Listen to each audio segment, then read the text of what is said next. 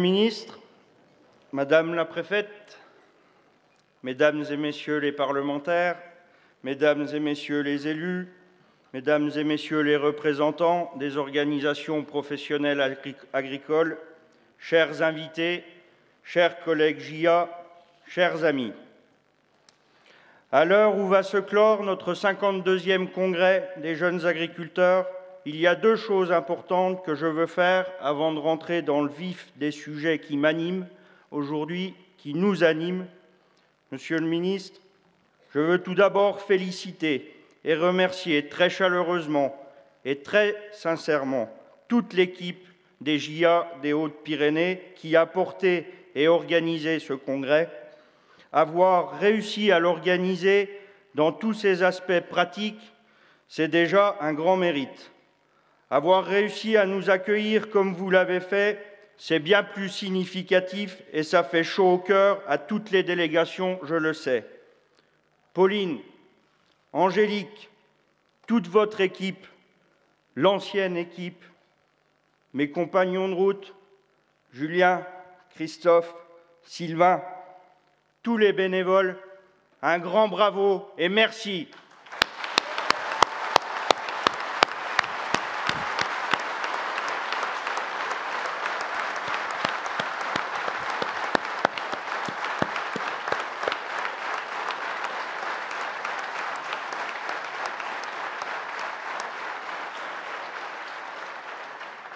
Je veux ensuite publiquement saluer les élus nationaux qui quittent notre conseil d'administration à l'issue de ce congrès électif, la plupart parce qu'ils sont atteints par la célèbre et impitoyable limite d'âge qui s'applique à notre engagement chez JA.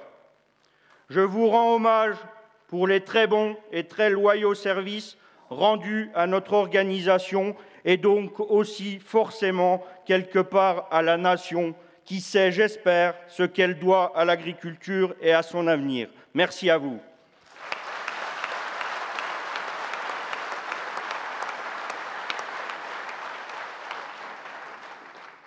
De nouveaux et de nouvelles élus viennent rejoindre notre instance dirigeante. Je les en félicite, je leur souhaite la bienvenue et j'attire une nouvelle fois leur attention sur la responsabilité que cela implique. Car notre agriculture, toutes ses composantes, notre syndicat ont du pain sur la planche. C'est en portant avec Samuel un regard sur les chantiers majeurs qui ont occupé le mandat qui s'achève que nous avons décidé de proposer de repartir pour un tour. Car ces chantiers ne sont pas achevés et ils vont mobiliser notre nouveau conseil d'administration. Notre travail sur les filières, je le disais en ouverture de ce congrès, a trouvé un écho naturel dans la démarche des États généraux de l'alimentation. Notre engagement sur le renouvellement des générations en agriculture, qui s'est notamment traduit par la concrétisation d'une réforme de l'accompagnement financier de l'installation, appelle d'autres développements, en particulier en lien avec les enjeux de transmission de nos exploitations. C'est sur ces deux grands sujets, ainsi que sur celui de la future politique agricole commune, que je veux ce matin insister. Je commence par les États généraux de l'alimentation, dont il était déjà question il y a un an à Dunkerque, avant qu'il ne soit commencé, avant même, Monsieur le ministre, que vous ne soyez en fonction. Jeune agriculteur a pris largement part à ce rendez-vous, en responsabilité, sans état d'âme, a pris part à cet exercice avec beaucoup de détermination. Nous l'avons fait d'autant plus sereinement que nous savions ce que nous en attendions, nous appuyant sur les orientations définies dans un certain nombre de nos rapports récents. L'exercice a été prenant, intéressant la plupart du temps, constructif souvent, rarement conflictuel, du moins jusqu'en décembre. On est ensuite entré dans une phase d'application un peu plus compliquée. D'abord parce que les négociations annuelles entre les fournisseurs agroalimentaires et la grande distribution se sont mal passées, démontrant qu'il n'était pas réaliste de s'en remettre à la seule responsabilité des acteurs pour appliquer les principes de création et de partage de valeurs validés quelques semaines plus tôt et renforçant donc le besoin d'en passer par la loi. Plus compliqué aussi, ensuite, parce que certains ont voulu projeter dans la loi l'intégralité des sujets apportés lors des États généraux, là où les conclusions prévoient, je le rappelle, d'autres modalités d'action, à commencer par les plans de filière auxquels JA a toujours été et reste extrêmement attaché, sans oublier les autres feuilles de route, comme par exemple celle de la recherche ou encore de l'innovation. En ce qui concerne la loi, je tiens d'abord à rappeler que l'attention de JA se porte avant tout sur son titre 1 et sa capacité à fournir un cadre le plus favorable possible à la construction de prix en marche avant, tenant compte des coûts de production des denrées agricoles. Ce devrait être du bon sens, mais l'expérience montre que ce n'est pas une mince affaire. Nous faisons un bilan positif de l'examen de la loi à l'Assemblée nationale. Les étapes suivantes, à savoir l'examen au Sénat, mais aussi, nous ne l'oublions pas, la rédaction des ordonnances, doivent préserver l'édifice dont toutes les composantes sont nécessaires. Je pense aussi, bien sûr, notamment à l'encadrement effectif des promotions, qu'aux mécanismes de détection et de sanction des prix abusivement bas, ou la définition des indicateurs de coûts de production qui ne peuvent en aucun cas être laissés à une initiative libre des partis sans contrôle possible. Et je redis très solennellement ici, comme je l'ai écrit récemment dans une tribune, que les agriculteurs ne comprendront pas qu'on vienne leur opposer la liberté contractuelle ou le secret des affaires quand la loi a justement pour vocation de poser les limites là où la liberté et l'absence de transparence n'ont conduit depuis des années qu'à la guerre des prix et la destruction de valeur.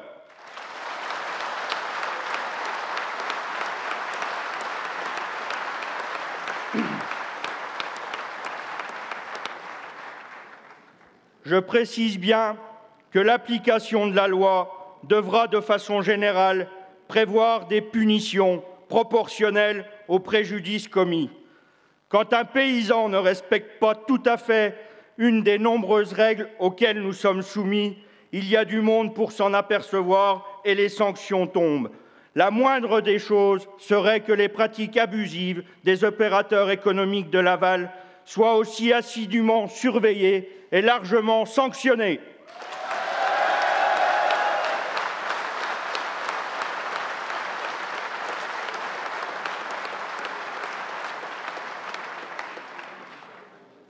Je n'ajoute que 2 mots sur le titre 2 de la loi, pour dire que, malgré quelques dispositions dont nous ne cessons de rappeler l'inefficacité et qui subsistent à ce stade, nous considérons que le pire, qui aurait été d'y faire entrer par la contrainte réglementaire tous les fantasmes d'une agriculture soi-disant plus vertueuse, le pire a été évité. Je ne peux quand même pas m'empêcher d'admirer la créativité de certains observateurs plus ou moins éclairés de notre métier quand il s'agit de nous inventer des nouvelles contraintes.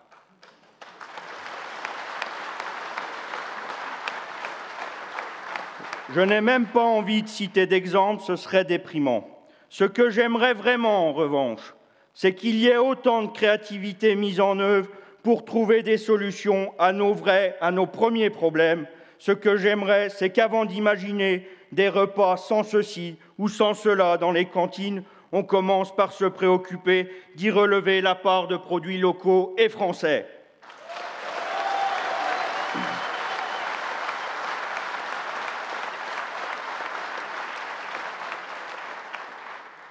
Je sais qu'on dit souvent que les agriculteurs ne sont jamais contents, qu'ils râlent beaucoup.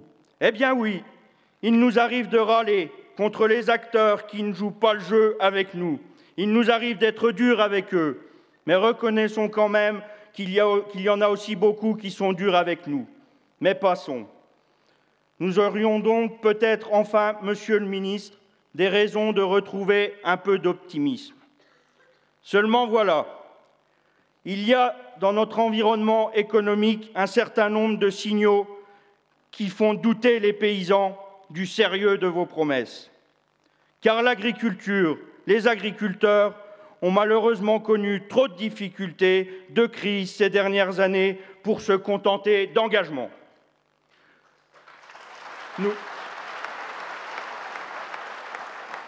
Nous l'avons toujours dit, nous jugerons au résultat, c'est-à-dire à la revalorisation des prix et aux revenus effectifs des agriculteurs. Il nous manque encore quelque chose pour y croire. Il nous manque des conditions pour que la mise en œuvre des plans de filière, la segmentation, la montée en gamme ne soient pas contrecarrées par des importations massives de produits, comme l'a dit Christiane, dont les conditions de production ne sont pas au niveau des nôtres. Comment concevoir et mettre en œuvre un plan protéines et valoriser nos tourteaux si n'importe quelle huile entre en France ?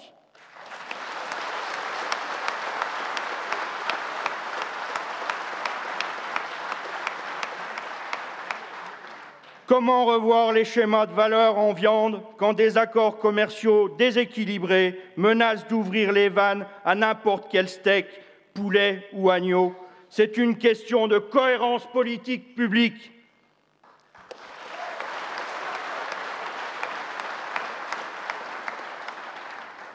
Un marché ouvert, c'est bien quand les règles du jeu, quand les charges sont les mêmes pour tous les joueurs. Nous ne pourrons nous démarquer sur la qualité de nos produits que si la concurrence sur les conditions de production est équitable et encadrée. Et c'est pourquoi nous nous mobiliserons fortement, nationalement, dès ce dimanche, autour de sites stratégiques, symboliques, avec la FNSEA.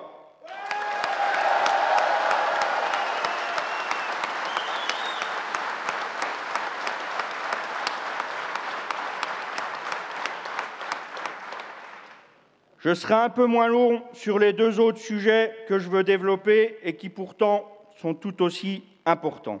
Jeune agriculteur porte en France, quoi qu'on en dise, et parfois un peu trop seul, la responsabilité et la réussite du renouvellement des générations en agriculture.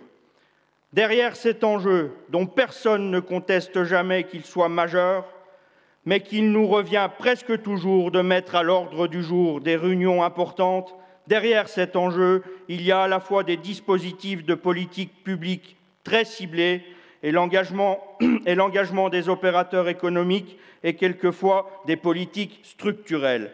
À court terme, nous devons, Monsieur le Ministre, trouver une solution à l'examen des dossiers de déchéance des dotations aux jeunes agriculteurs pour lesquels seul le jugement au cas par cas est pertinent en donnant une latitude appropriée au préfet.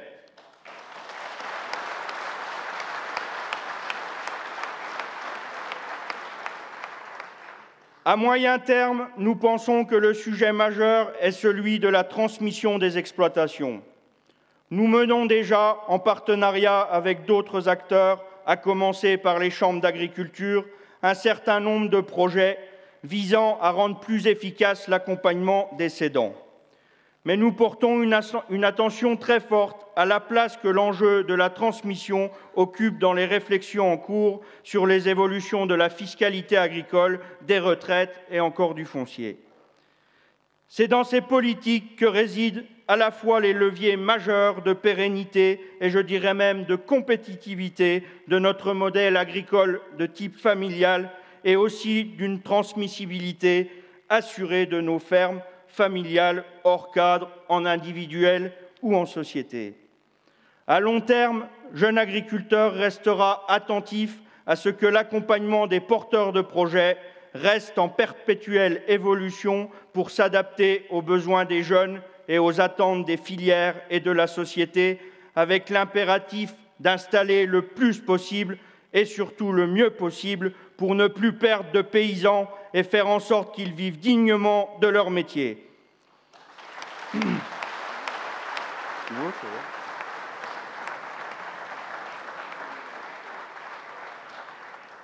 Ça va devenir un rituel, Christiane. Qu'ils en vivent longtemps, je le dis au passage. J'ai l'impression que ce n'est pas vraiment la direction qui est prise à Notre-Dame-des-Landes. Attention, Monsieur le ministre, vous avez une situation sans doute compliquée à gérer là-bas, mais de grâce, n'envoyons pas de mauvais messages. Agriculteur, c'est un métier sérieux qui s'apprend.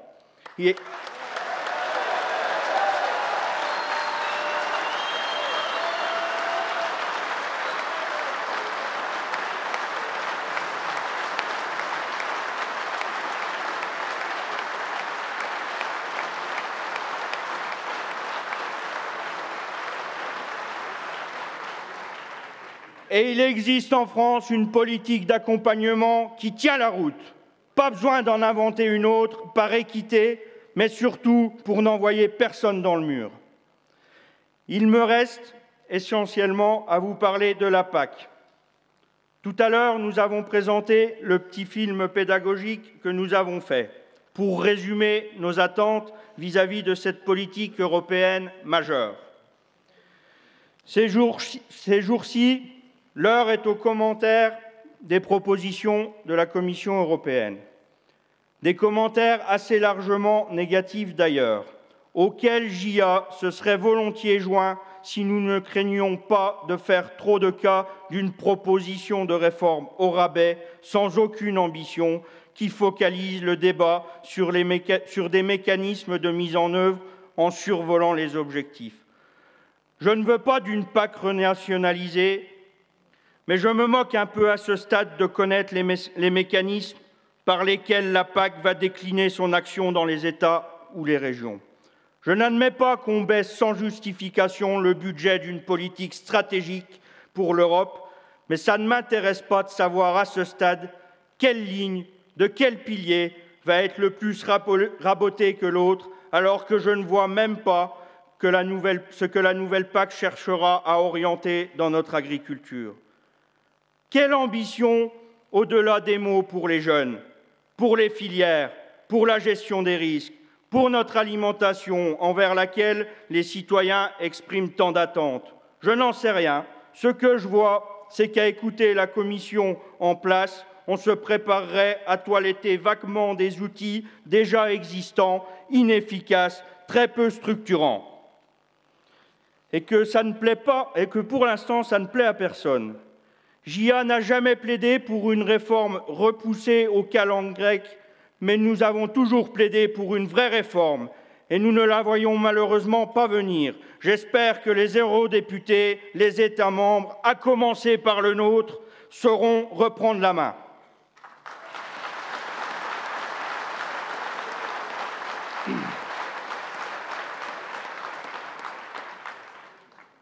Chers amis, je suis arrivé, page 21 de mon discours, ce qui montre qu'il est un peu plus long que ce que je m'autorise d'habitude. Il est temps pour moi de conclure et je le ferai avec 3 messages simples. Le premier fera écho à la table ronde de ce matin.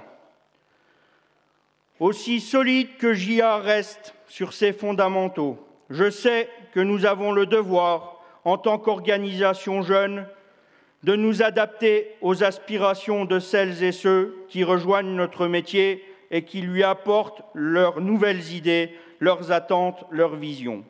Je crois que nous le faisons déjà, mais j'espère surtout que si nous ne le faisons pas assez, ils savent toujours nous le dire. Je fais ce pari, en tout cas, et vous comprendrez tous, pouvoir public, OPA, ce que ce pari implique. Il implique qu'en cas de désaccord entre nous, il y a plus de chances que ce soit JA qui ait raison, en tout cas à long terme.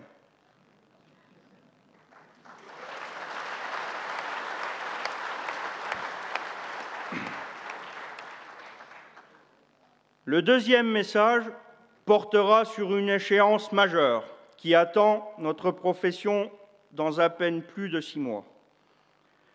JA est d'ores et déjà en campagne pour les élections aux chambres d'agriculture. Je vois déjà des gens qui se redressent sur leur siège dans les premiers rangs et je m'empresse de préciser que, bien sûr, nous menons cette campagne avec la FNSEA.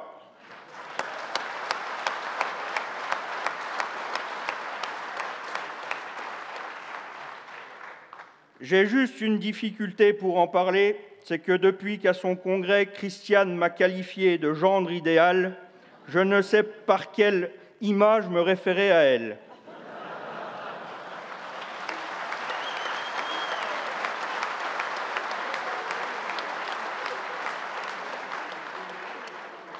Celle de la belle-mère étant à tort ou à raison moins flatteuse, je m'en tiendrai à dire que nous sommes des partenaires responsables et engagés et à continuer à dire Tata Christiane comme tout le monde.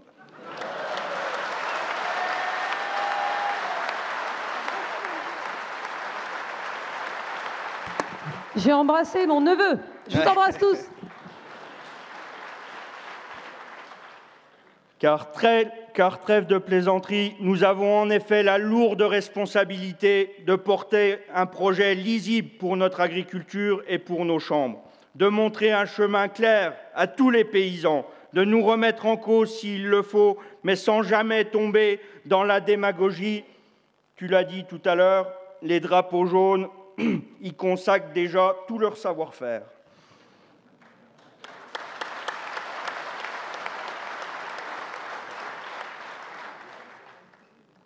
Mon dernier message, mes amis, sera pour rappeler qu'il y a quelque chose de très largement partagé chez les membres de l'organisation au Congrès de laquelle vous participez aujourd'hui, c'est sa vision de l'agriculture. D'année en année, via nos rapports d'orientation successifs, nous cherchons à approfondir tout ce qu'il y a derrière le modèle agricole familial que nous portons. En se penchant sur les questions de résilience et d'autonomie décisionnelle dans le rapport d'orientation adopté hier, nous avons voulu faire un pas de plus.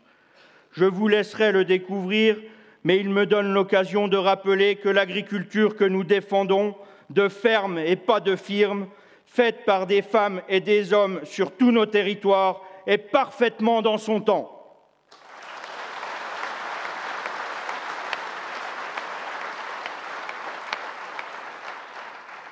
Elle est moderne, elle est évolutive, elle est innovante, elle mérite qu'on y croie et elle mérite vraiment qu'on la soutienne.